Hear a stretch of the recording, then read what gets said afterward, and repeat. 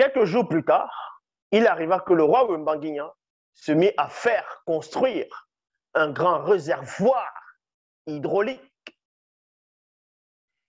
et fait creuser un grand canal pour amener l'eau potable dans la ville de Longanapi et fit également construire une grande centrale hydroélectrique.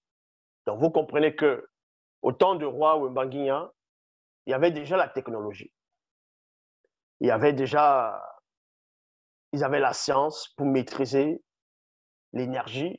Il y avait de l'électricité à cette époque, oui, l'électricité pure. Les Djignissés connaissaient l'électricité avant que vous veniez parler d'électricité ici. Le système, même ce qu'on appelle le panneau solaire. Il y a quelque chose que je vais vous dire qui va peut-être surprendre beaucoup de personnes. Et dans la suite,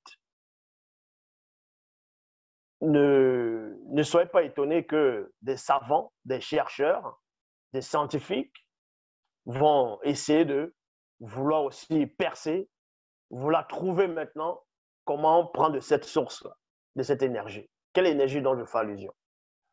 Ce qu'on appelle l'énergie solaire, où on va faire les panneaux solaires, ainsi de suite, les lampes solaires, on va capter l'énergie du soleil. Les initiés connaissaient déjà ça depuis. Il n'y a pas que l'énergie solaire, il y a l'énergie lunaire. Est-ce que vous savez cela? Qu'on peut capter l'énergie lunaire. Écoutez très attentivement ce que je vais vous dire. On peut capter l'énergie lunaire, qui est même plus endurant que l'énergie solaire. Est-ce que vous comprenez? Là, ce que je dis, dans quelques siècles, dans quelques temps, que ça ne vous surprenne pas que les scientifiques vont dire, bon, ils sont en train de chercher, capter l'énergie de la Lune, l'énergie lunaire, qui sera plus intéressant que l'énergie solaire. Parce que l'énergie solaire, les panneaux solaires, il faut les recharger à une certaine période. Or, si tu réussis à capter l'énergie lunaire, la puissance que ça va dégager, ça va prendre des mois, même des années pour pouvoir recharger cela. Maintenant, il faut savoir comment capter cette énergie-là. C'est pour ça qu'on appelle la Lune mystérieuse. Je vous ai déjà expliqué, la Lune, c'est l'horloge cosmique. Ce n'est pas pour rien qu'ils viennent vous mentir ils ont marché sur la Lune. Ils se disaient qu'avant, il y avait une grande technologie. Et ils n'avaient pas la technologie à l'époque, une si grande technologie que maintenant, ils ont réussi, selon eux, à pouvoir aller sur la Lune. Maintenant qu'ils sont plus avancés qu'avant, ils arrivent plus à aller sur la Lune. Pourquoi? Vous voyez que ça n'a pas de sens. Parce qu'ils voient que la conscience des gens, les gens ont transcendé plus les consciences. Les gens sont maintenant conscients de ce qui se passe. En tout cas, une grande partie de gens dans le plan visible savent déjà. C'est pour ça qu'ils ne vont plus venir mentir aux gens que tiens, on va envoyer les gens sur la Lune. Parce qu'ils peuvent aller sur la Lune. Et les Chinois, les Mongols, ils vont vous dire non, ils sont allés sur la face cachée de la Lune. Quelle face cachée de la Lune? Vous pouvez aller dans l'espace, aller sur la Lune, vous poser sur la Lune. Parce que on est là dans les dessins animés, Tintin et Milou sur la Lune. Vous savez c'est quoi la Lune? Ils sont là, ils disent que la Lune, c'est un gros rocher avec plusieurs trous là-dedans. Que les météorites, les gros rochers sont en train de... Ça frappe là, la surface de la Lune et ça fait des croûtes, des croûtes, des croûtes, des croûtes. Ah, ça fait des croûtes, des croûtes, des croûtes. Hein. Quand vous faites des crêpes à la maison, je m'adresse aux amateurs de crêpes, que ce soit les crêpes sucrées ou les crêpes non sucrées. Quand vous faites des crêpes à la maison, observez bien la crêpe. Les crêpes, quand vous allez cuire la crêpe, et dès qu'elle est cuite, vous sortez la crêpe. Vous regardez la crêpe de cette face et l'autre face. C'est à peu près comme la Lune. Hein. Vous avez l'impression qu'il y a des croûtes, il y a des taches. Est-ce que ça veut dire qu'ils sont des trous? Ils sont là, ils viennent inventer, raconter des histoires aux gens. Ils viennent expliquer comment la Lune a été formée. Tout ça, c'est faux. Donc, ceci pour vous dire que les initiés des temps d'autrefois avaient la connaissance, maîtrisaient le nucléaire, maîtrisaient l'énergie illimitée. Est-ce que vous comprenez? L'énergie illimitée. Actuellement, dans cette époque, il y a des ampoules. Qui a inventé les ampoules, qui a inventé toutes ces choses? C'était des Noirs. On va vous dire non, c'est telle personne blanche qui a inventé. Ça, c'est faux. C'est les Noirs qui sont les inventeurs de l'ampoule. Vérifiez. Mais au temps de ce roi, le roi Ézéchias, parce que dans les Bibles classiques, on vous dit qu'il a construit dans 2 Rois, chapitre 20, verset 20, qu'il a construit un réservoir, plutôt oui, un réservoir et un canal pour amener l'eau à Jérusalem. Mais quand ils vont essayer d'imager cela, vous allez voir qu'il n'y a rien, il n'y a pas d'électricité, il n'y a pas de courant là-bas.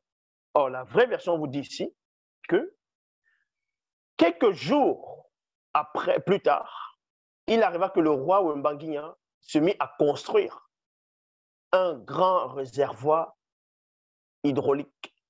Tapez réservoir hydraulique sur Internet et on vous donne la définition. Vous voyez ce que c'est. La connaissance que ce roi avait déjà. Parce qu'on est là pour s'amuser. Et ensuite, on vous dit ici,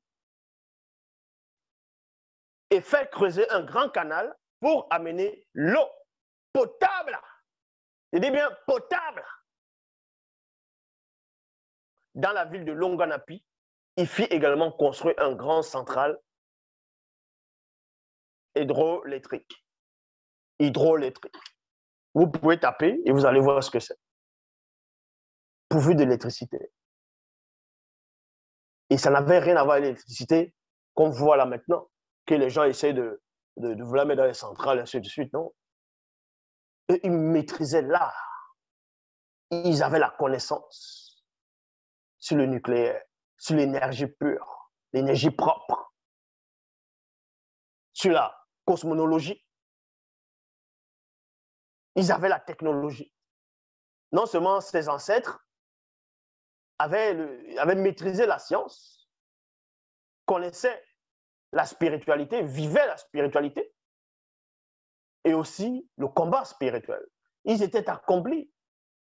Et on voit beaucoup de Noirs maintenant, ils s'arrêtent que sur l'Égypte, mais il n'y a pas que l'Égypte. Avant la civilisation égyptienne noire, il y avait d'autres empires, il y avait des royaumes, des dynasties, il y avait de la technologie déjà. Je répète, avant que les Égyptiens ne viennent construire des pyramides, il y avait d'autres civilisations noires qui construisaient déjà des pyramides. Et même des soucoupes sous forme de pyramides qui volaient. Est-ce que vous comprenez? Maintenant, ils viennent vous raconter des histoires qu'en Afrique, il n'y a pas d'histoire, il n'y avait pas d'histoire. On vient tout vous cacher parce que si on parle de l'Afrique, on va juste vous parler de la colonisation, on va vous parler de l'esclavage. Après, avant l'esclavage, on va vous dire que non, les gens vivaient dans des cabanes, les gens vivaient comme des animaux, c'était les Cro-Magnons, Homo sapiens, Homo habilis, Homo erectus, ainsi de suite. C'était des singes, des macaques, des babouins, des bonobos. Et voilà votre histoire. Voilà ce qu'on va vous faire croire et vous allez accepter. Et quand on dit qu'en Afrique, il y avait des empires, des royaumes, des dynasties, de la haute technologie si avancée que jusqu'à présent, vous ne pouvez pas trouver, vous allez dire, mais où sont les vestiges? C'est où est-ce qu'on trouve cela?